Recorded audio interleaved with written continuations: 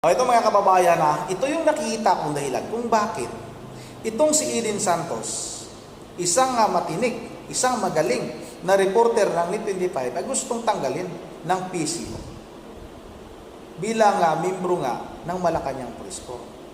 Dahil nga mga kababayan, itong si Eden Santos, marami din naman siguro ang mga nakakapanood sa mga katanungan nitong si Eden Santos kay Atty. Claire Castro. At yan din yung nakikita natin na mga dahilan mga kababayan. Kaya itong si Eden Santos ay pinag-iinitan ng PCO. Dahil nga, itong si Atty. Claire Castro ay hindi makakalusot. Hindi nakakalusot yung kanyang mga kasinungalingan. Sa palagay ninyo mga kababayan, sino ang nagutos? Kay Assistant na Secretary Kabatbat para nga mag-utos sa NET 25 na palitan na nila yung kanilang reporter na naka-assign dyan sa Malacanang dahil nga lumabag sa protocol. Sa tingin ninyo, sino yung mas nasa mataas na posisyon? Undersecretary, Secretary, pagkatapos mga kababayan yung nag-appoint sa kanila, si Pangulong Marcos. Yang tatlo na yan, sa tingin ninyo, sino ang nag-utos para tanggalin itong si Eden Santos bilang membro ng Malacanang Police Corps? Sa palagay ko mga kababayan, yang tatlo na yan, lalong-lalo na itong si Pangulong Marcos.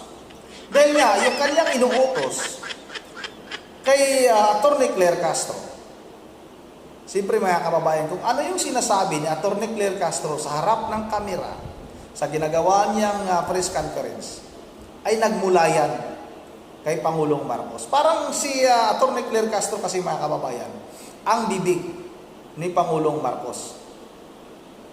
Kaya lahat ng mga sinasabi nitong si Atty. Claire Castro ay may hudyat yan kay Pangulong Marcos. Hindi naman pwedeng magsalita na lang ng kanyang pangsarili itong si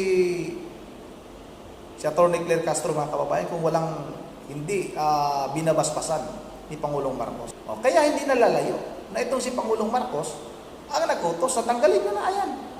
Tanggalin nyo na yan si Eden Santos.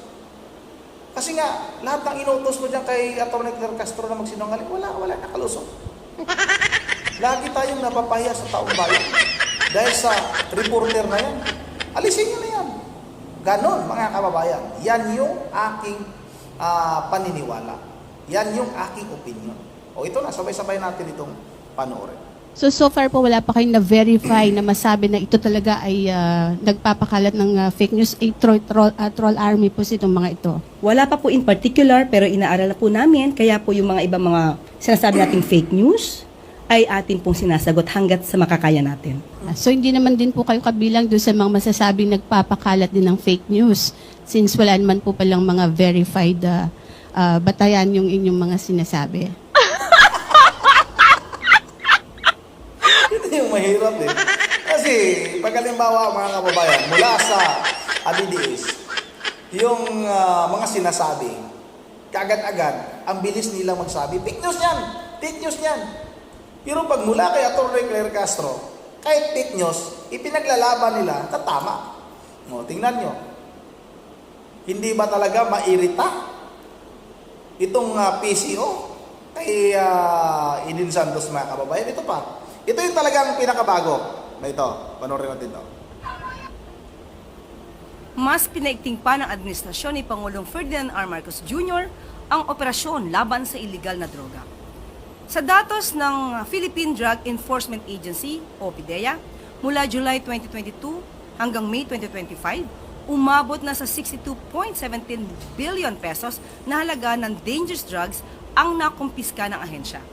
Umabot na rin sa 110,563 anti-illegal drug operations ang naisagawa ng PDEA na nagresulta sa pagkahuli ng 149,020 na mga drug personalities kabilang ang 9,506 high-value targets.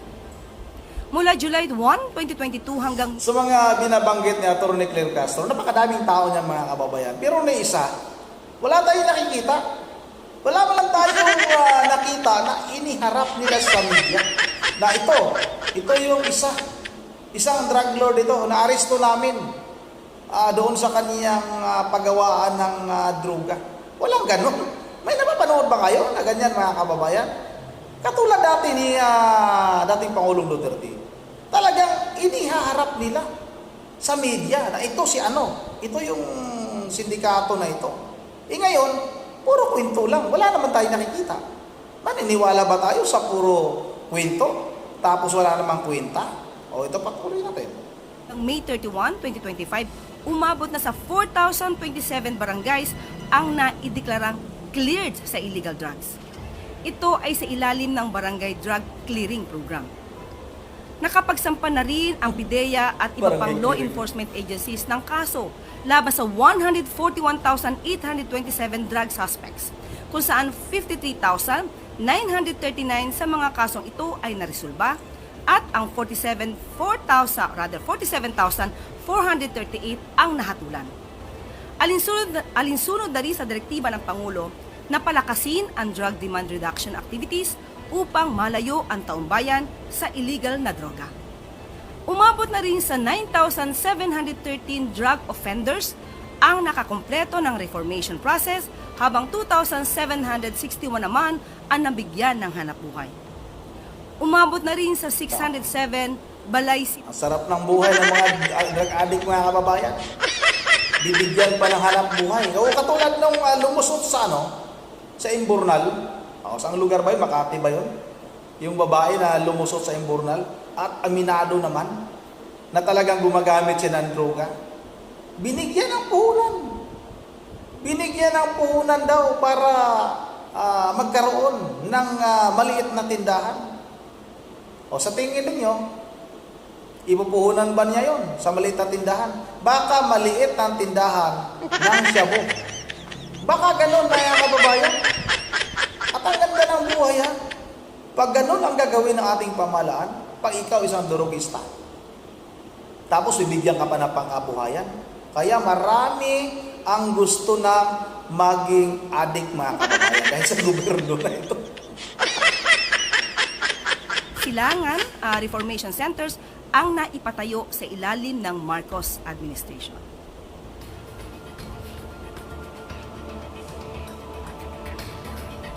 Question na answer na.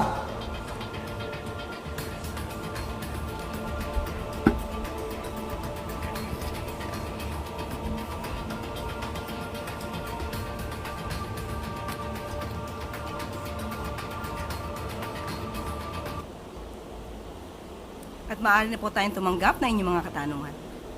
Just reminding everyone of the one question, one follow-up guideline. Eden Santos, Net 25. Good morning. Na. Hello. Good morning po, Yusek. Kaugnay po nung binanggit niyo about illegal drugs, ano po. May we know po kung anong mga barangay, kahit ilan lang po, no, yung 427,000 na binabanggit ninyo na na-cleared na sa illegal drugs. Okay, sa ngayon, yan pa lang po ang ating natanggap at wala po tayong detalye patungkol sa barangay. Hingin po natin mula sa PIDEA at ibang law enforcement agencies yung sinasabi po nating barangay. Okay. Follow up lang po. Saan pong area itong Balay Silangan Drug Centers? Para yung address po. O sige po, mamaya po ibibigay ko po sa inyo isa. Salamat po. Next question. Tingnan lang tayo natin. Paano mo paniwala yung taong bayan? Ang galing-galing mo, proud na proud ka. Na ganito yung mga barangay na malinis na sa droga. Wala nang durugista sa mga barangay na yan. Pero hiningi yung lugar kung anong barangay, wala kang masagot. Pero ang galing-galing mo sa pagsabi na, yung mga barangay na napakarami, ilang barangay ba? Ang dami yun. 4,000 na higit o 400,000 na higit na barangay na clear na sa mga pinagbabawal na gamot. Tapos wala ka man lang maibigay kahit isang barangay man lang. Saang barangay ba yan? Saang barangay ngayon ang walang droga? Kaya nga kahit saan-saan lang napupulot yung droga dahil nga bumaha na, umulan na sa droga ngayon. Kaya Atty. Claire Castro, yung mga kasinungalingan mo ay hindi makakalusot kay Eden Santos. Kasi nga, ayon nga kay Senador Rodante Marcolita, wala nang pinakamagaling na reporter ng NET 25. Yang si Eden Santos, o maliban lang siguro kay Nilson at saka kay Jean, magagaling din yun mga kababayan, ng saganang mamamayan. Eh tapos ngayon, gusto ninyong tanggalin, o yan yung nakikita kong dahilan. Kasi nga, hindi nila kaya na bulahin. Hindi nila kayang gawa ng kasinungalingan na mga kwentong wala namang katotohanan itong si Eden Santos mga kababayan. Kaya na nga naman dito lang muna at bago tayo magtatapos mag-shoutout lang ako. Matatawa ko kay Atty. Claire Castro. Wala talagang lumusot sa kanya mga kasinungalingan kay Eden Santos. Shoutout kay Ma'am Berje Beralidios ng Pulilan, Bulacan. Kay Jaime de la Pasión, shoutout ha. Shoutout na rin kay Arthur Martisano. Kay Ma'am Joyce Tanzapan, kay Ma'am Berje Beralidios ng Pulilan, Bulacan. Kay kay Sid ng Camarines Norte.